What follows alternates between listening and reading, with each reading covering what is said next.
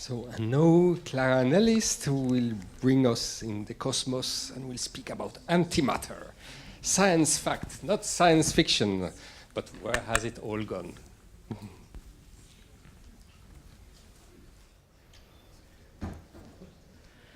What would you do if I told you that I had antimatter in this vial? If this was the Dan Brown movie, Angels and Demons, where antimatter was used as a bomb, half of you would probably have left the room already. But we're not in the realm of science fiction. This is the world of science fact. And while antimatter is a staple in science fiction stories, you might still be a little concerned because antimatter is real and something we've known about since the 1930s. The theory of antimatter was first suggested by scientist Paul Dirac in 1928. He was trying to combine special relativity, the world of the very fast, with quantum mechanics, the world of the very small, into one single equation. When he did this, he got a very strange result, which predicted a whole new set of particles. And he was proved right only 5 years later, when the first antiparticle was discovered. Now, the stuff that we're made of, you and me, protons, electrons, that's matter. But for every particle of matter, there is a corresponding antiparticle, apparently identical, except that it has an opposite electrical charge.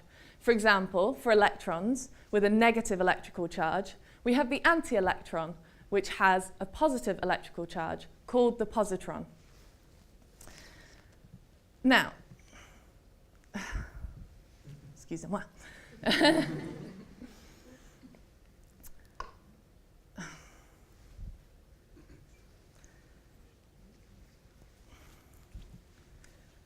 So, when matter and antimatter come together, they annihilate, creating a lot of energy. And this is how the bomb in Angels and Demons was supposed to work. So, if you're watching on the webcast at home, you're fine. But should the rest of you have left the room already? Well, I couldn't have just found this lying around, as there's not a lot of antimatter around us, which is a bit weird actually, because we think that the universe was created with equal amount of antimatter and matter. So surely this matter and antimatter should have annihilated to leave a universe of light. Well, there are theories that suggest that in outer space there are whole anti-galaxies, perhaps even with anti-Earths and anti-FameLabs. But if the matter and antimatter galaxies collided, we would see a huge amount of light from these annihilations, which we don't see. Another theory suggests that there is a slight difference between the way matter and antimatter work, which perhaps explains why there's slightly more matter survived than antimatter. Experiments like LHCb are looking for this slight difference, but so far they've only found hints. If there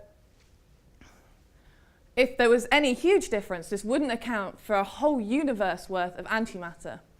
But at the rate that CERN is producing antimatter, it would take a few billion years to fill this vial. So I think you're safe.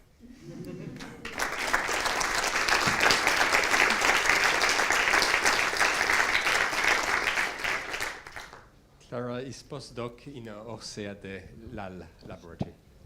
Why does it matter that there's antimatter? How can we exploit this? Where could it have applications?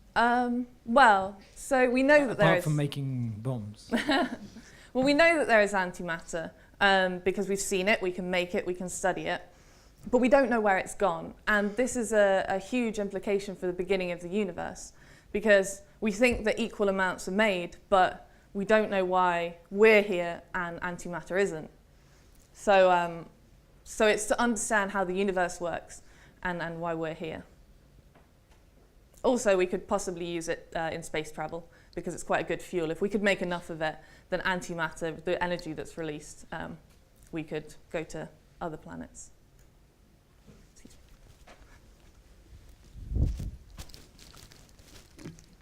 It's obviously quite a challenging topic to pick to explain to the general public. Have you found it easy to find a sort of visual way of explaining matter and antimatter to your audiences? A very common way to explain it is the evil twin way, because matter and antimatter are identical. but apart from a slight difference in positivity or negativity. But actually that's not really fair, because matter and antimatter, there's no reason one would be better than the other. It's just that we happen to survive, so we prefer matter. But it's only it's only when matter and antimatter come together that there's a huge annihilation. And yeah.